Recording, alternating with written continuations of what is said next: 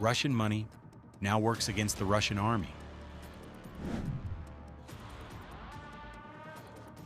Frozen Russian assets in the West, billions of dollars and euros, are being directed toward weapons and ammunition for Ukraine.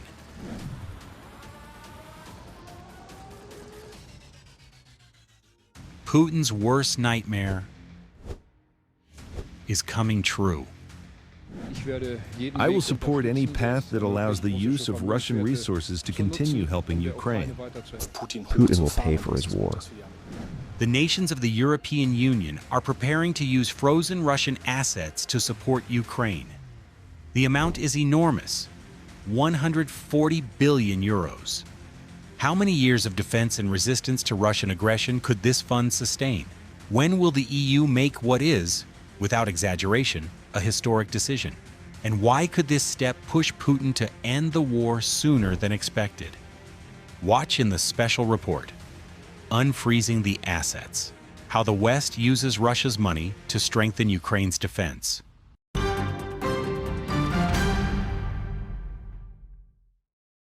In February 2022, Putin made a grave miscalculation. I've made the decision. The magnitude of that mistake could be seen on the faces of his top bankers. The decision to launch a special military operation. The head of Russia's central bank, Elvira Nabiullina, was stunned by the announcement. She knew very well that Russia kept enormous reserves in Western countries, about $300 billion. Starting a war of aggression and invading a neighboring state would mean losing access to all of it. Putin miscalculated. He was wrong in every possible way. The Kremlin dictator expected to capture Kyiv in 3 days. He believed Europe and the United States would hesitate and stay out of the conflict. Instead, he met heroic resistance from the Ukrainian people, a drawn-out war, and harsh Western sanctions. First of all, the freezing of Russia's sovereign assets. In the first days after Russia's full-scale invasion of Ukraine, the G7 states froze Russian assets. This happened almost simultaneously in many countries. The largest share of the Russian central bank's reserves is in Belgium, 210 billion euros. France holds 19 billion. Assets are also located in Luxembourg, Switzerland, the United Kingdom, the United States, Canada, and Japan.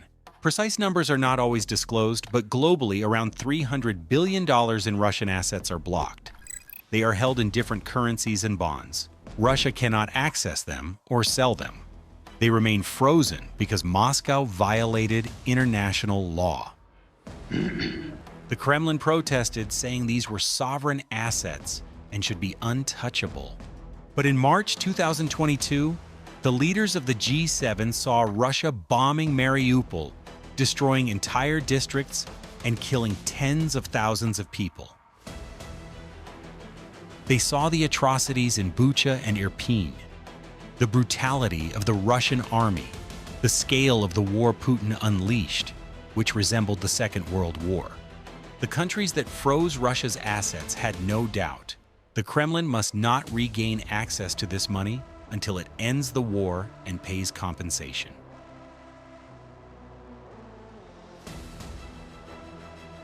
But Putin kept destroying Ukrainian cities and terrorizing civilians. Western countries took the next step. In 2024, they began transferring the income generated by frozen Russian assets to Ukraine. The assets themselves were not touched, but all $300 billion do not sit idle. Russia has no access to them, but the funds still generate income. Like a regular bank deposit, the interest continues to accumulate, and these interest payments are transferred to Ukraine. The United States acted first, sending Kyiv $1 billion backed by income from frozen Russian assets at the end of 2024. Canada followed with $1.7 billion. Then the European Union joined. EU countries have already provided nearly $16 billion to Ukraine. And this is only the beginning. Income continues to accumulate. The G7 states agreed that Ukraine will receive $50 billion this way over several years. The funds will go primarily to defense.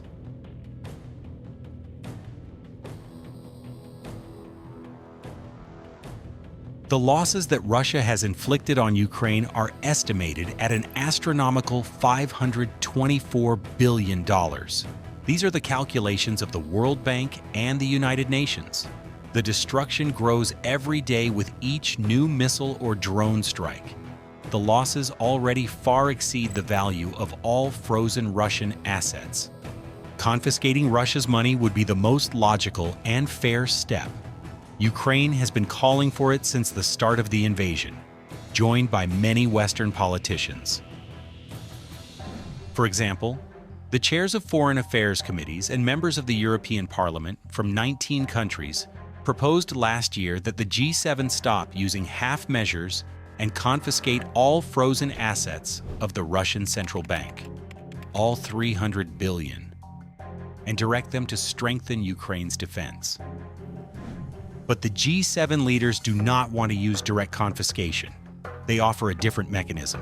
Proposed by European Commission President Ursula von der Leyen, it is called a reparations credit. If we all agree that Ukraine is our first line of defense, we have to step up the military support for Ukraine. This is the reason why today we are disbursing 4 billion euros for Ukraine. 2 billion euros of that will be invested. Here is how this mechanism works. Russian assets in Europe were held in the form of securities. Many of these securities have matured. They turned into money sitting in accounts. These funds will be used to provide Ukraine with a credit of 140 billion euros. The credit will be interest-free. The loan would not be disbursed in one go, but in tranches and with conditions attached.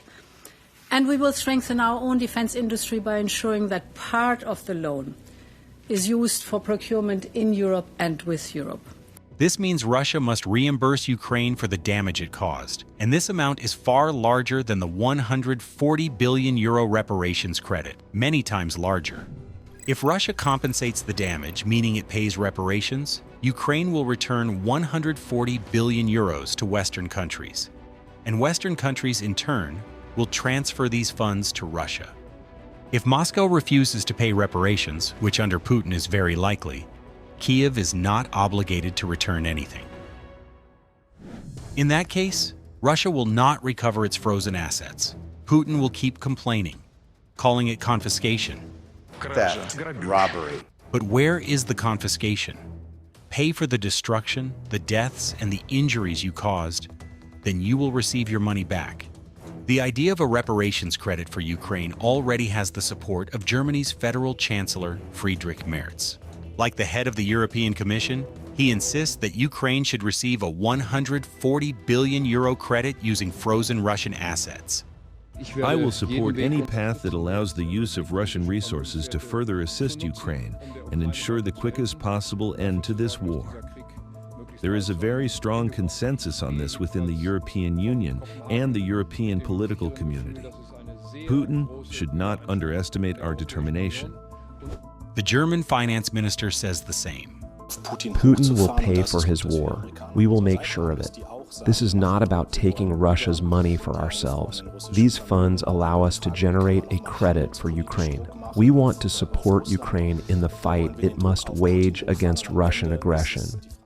European leaders insist that this credit must be used primarily for weapons and ammunition for Ukraine. The president of Ukraine supports this. Ukraine sees three main packages for the use of these funds, if we are talking about weapons, because we would also like to direct some of the money to social needs for our people. But first of all, weapons. The first package is weapons produced in Ukraine. The second is European weapons that Ukraine does not manufacture. And the third is American weapons that neither Ukraine nor Europe produces. Air defense systems come first. Most European countries support the reparations credit for Ukraine. For example, Poland's leaders. Enough talk. It's time for action. Let's finance our aid to Ukraine using frozen Russian assets. The leader of Denmark shares this view. Idea of using the frozen assets, I think, is a good idea.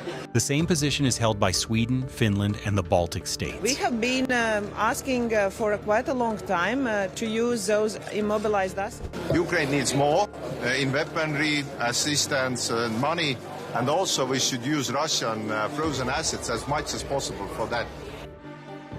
Only a few European Union states still express concerns about the reparations credit for Ukraine, including Belgium. This country holds the largest share of frozen Russian assets in Europe, around 180 billion euros. They are kept in this institution, the Euroclear Central Securities Depository. Belgium is not opposed to using this money to fund Ukraine, but the government has conditions. Belgian Prime Minister Bart de Wever presented them to EU leaders. The most important, the transfer of money to Ukraine must not be interpreted as confiscation of Russian assets. He fears lawsuits from Russia. In addition, EU countries must share all risks with Belgium when these funds are used for Ukraine. No problem, but I want answers on every question I asked. I want a maximum of legal certainty, I want solidarity, and I want transparency. European leaders heard de Wever. They began consultations on how to meet Belgium's conditions and design the best legal mechanism for using the frozen Russian assets. The issue was discussed at the Brussels summit on October 23rd and 24th. We have three demands. I want a full mutualization of the risk, because there is a big risk. We will suffer from enormous claims. So if we want to do this, we will have to do this all together. We want guarantees, if the money has to be paid back, that every member state will chip in. The consequences cannot only be for Belgium. And the third demand is that every country who has... European leaders are looking for a solution to meet Belgium's conditions and share the risks. Belgium fears that all responsibility will fall on it, but we are ready to create a mechanism of shared European responsibility. Yes, the worries are about the solidarity regarding the risks, and everybody agrees that no country should bear the risks or this burden alone. So if we need to come up with a mechanism to make sure that this is the case and Belgium gets the security that they need. We take very seriously concerns from Belgium, and the solution must be it must be legally visible. And this decision could already be made on December 18th at the next summit of EU leaders. We have to work in a way that we have a solution before Christmas Eve, so we are able to ensure that we can finance Ukraine for the next years. I know some colleagues find this way forward more difficult than I do, and we have to solve the problems, but I also have to say, what is the alternative? The alternative is not to let Russia win this war. But regardless of whether a decision is made at the next EU summit, funding for Ukraine will continue, if not through frozen Russian assets, then through EU member states' own resources. European leaders committed to covering Ukraine's financial needs for 2026 and 2027. Russia should take good note of this. Ukraine will have the financial resources it needs to defend itself against Russia's aggression and in the foreseeable future. Now, the technical, legal, and financial aspects. But using the frozen Russian money specifically for Ukraine's defense would be the best step. And this would be the right signal for other countries. Do not start wars of conquest. Do not try to occupy territory that is not yours. It will inevitably bring consequences for you, including the loss of access to your assets abroad. If you don't start the war against another country, then you're out of the risk. And I think majority of the countries, majority of the people, majority of the companies in the world will not start wars again. By launching a war of aggression, Russia cannot demand that its money and securities abroad remain untouched. It is like a murderer in court, invoking the right to freedom of movement, and on that basis, demanding not to be sent to prison. Nonsense. Russia violated a fundamental norm of international law. It kills tens of thousands of innocent people. It is trying to destroy an entire state. That is why its assets abroad are frozen. The countries holding these funds were obligated to freeze them. And Russia must be held accountable and compensate Ukraine for the damage. This obligation has far greater legal weight than the principle of asset inviolability. In 2022, the United Nations recognized that Russia bears responsibility for aggression against Ukraine and must compensate all the losses it caused. This is an official document, and it will be a decisive argument in favor of using Russia's assets. International law operates as a comprehensive system, and within this system, there is not only a prohibition on aggressive war, but also an established obligation for states that violate international law to provide compensation for the losses they cause. This is why focusing solely on the claim that the immunity of state property or state assets prevails over all other norms of international law is incorrect, because such a view overlooks the broader system in which these rules exist and interact. Experts in international law are confident that the risk of lawsuits from Russia demanding the return of frozen assets is close to zero.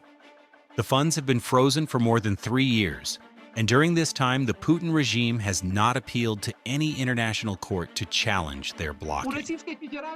The Russian Federation has no court to which it can turn and demand these funds from the Belgian government.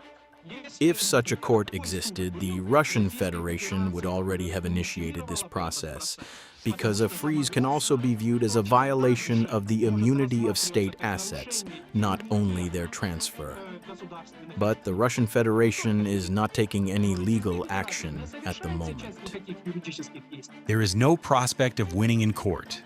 International institutions are independent and incorruptible. The Russian Federation can appeal the decision to transfer the funds to Ukraine in the Belgian National Court. The Belgian National Court, in turn, can refer the case to the Court of Justice of the European Union, so that the EU court can assess whether the actions of the Belgian government comply with European Union law. However, the level of rule of law in both the Belgian court and the Court of Justice of the European Union is so consistently high that there is almost no doubt that these judicial bodies will issue a decision in favor of the Belgian government. A decision to direct Russian money to Ukraine for weapons, air defense, and military support will speed up the end of the war. It will confront Putin with a fact he cannot ignore. He will not win. There is no alternative but negotiations. Yet he still lives in an illusion. His subordinates present him with false data and maps showing imaginary advances of his army. He believes Ukraine's defenses are on the verge of collapse. We will crush them. There is no basis for this belief. Russia is simply killing its own army, paying with hundreds of thousands of lives for minimal gains. But once Kyiv receives $140 billion for defense, even Putin will understand that pushing further is impossible. Ukraine will have a guaranteed source of military funding for years to come, says France's foreign minister. Ukraine will be able to defend itself for at least 3 years thanks to the credit provided by the European Commission, which will later be repaid through Russian reparations. Russia faces a rapid economic collapse. Putin bet everything on a war of attrition. Instead, he will get the opposite. Ukraine's defense budget will grow, while Russia's will shrink. Russia can no longer sustain its army at previous levels. A paradox has emerged. Putin must keep paying the Russian military large sums for signing contracts, and weeks later, pay death benefits to the families of those same soldiers. He must pour billions into production of drones and armored vehicles. And at the same time, he will indirectly fund the Ukrainian armed forces, Because the reparations credit will finance Ukraine's defense. This has never happened in history. A dictator funding both his own army and the army of the state he seeks to destroy. Putin's image may start to crumble. Caricatures will appear, people will laugh.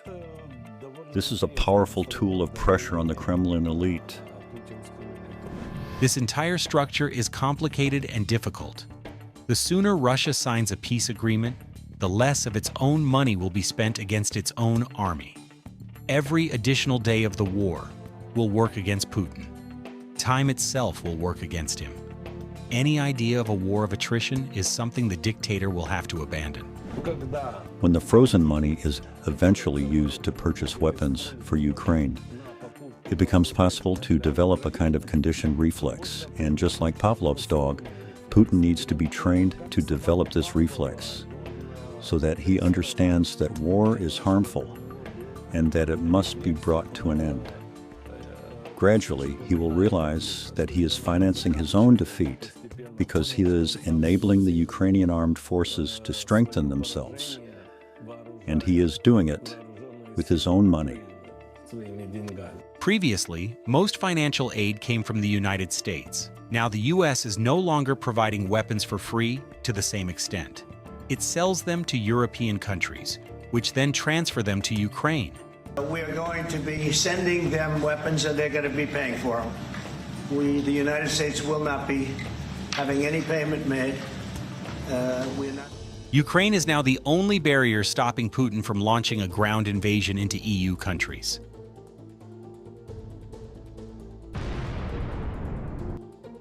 When EU leaders approve the reparations credit for Ukraine, Russia will pay for its own war. So that this money does not come from taxpayers' pockets, but from bonds backed by future reparations or frozen assets that will be seized if Russia refuses to pay. Russian jets and drones violate EU airspace. Russia carries out sabotage in Europe and builds military bases on its borders. The risk of a Russian ground invasion into EU territory grows daily. EU states are already preparing not for hybrid war, but for open conflict. For leaders of states that could be hit first, such as Lithuania, Latvia, and Estonia, even asking whether the aggressor's money should be used for defense sounds absurd. It must be done immediately. This is what a Lithuanian member of the European Parliament says. This is a question of survival and the security of the European Union itself. In the end, the immunity of an aggressor state cannot outweigh the question of whether we survive at all. Nearly 200 billion should be put to work for our defense, because Ukraine's defense must be seen as our defense. This is a very effective tool for resisting Russia and preventing its victory. Funds from the reparations credit for Kiev will also go toward weapons production at European defense enterprises. This will strengthen not only Ukraine, but also the European Union. We need to use any kind of Russian money for Ukrainian production and increase it. It's cheaper and quicker. And we speak, first of all, about long range. It's about drones.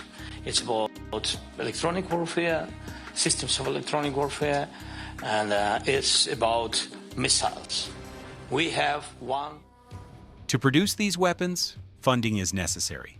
Any delay in the decision to use Russian assets carries enormous risks. If Russia attacks the EU, all these frozen billions sitting in accounts will no longer help. Europe understands that security threats are extremely costly. It is better to solve the problem at a distance than later, when it becomes necessary to send your own soldiers and carry out mobilization. The losses for Europe would be colossal, measured in trillions of euros. For Europe, this is also an existential challenge. If Europe cannot solve the problem of supporting Ukraine and protecting itself, preventing Putin from moving further, then Europe will simply collapse.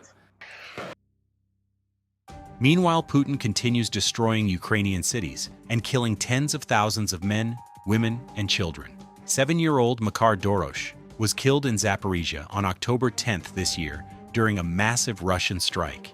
His father, who had recently returned from Russian captivity, ended up in intensive care. Makar's 2 sisters and his mother, who were also in the house, survived by miracle. My older one helped me break the window. She jumped out first. I heard my husband shouting. I ran around the house. Everything was already burning. Where the child was, that was the worst part. An ambulance took my husband, but by the time they reached my son, I understood he was gone. No amount of money will bring this woman her son back, but she has a husband in critical condition and 2 daughters, and nothing else. Their home is destroyed. There have been thousands of similar tragedies in more than 3 years of full-scale war. Last year, the Register of Damages for Ukraine began operating, an international database documenting harm caused by Russia. It already contains 60,000 claims, but over time there will be far more. People need support. Russia must pay for this. On October 1st this year, the Parliamentary Assembly of the Council of Europe unanimously supported a draft convention to create an international claims commission for Ukraine to secure compensation for losses caused by Russian aggression.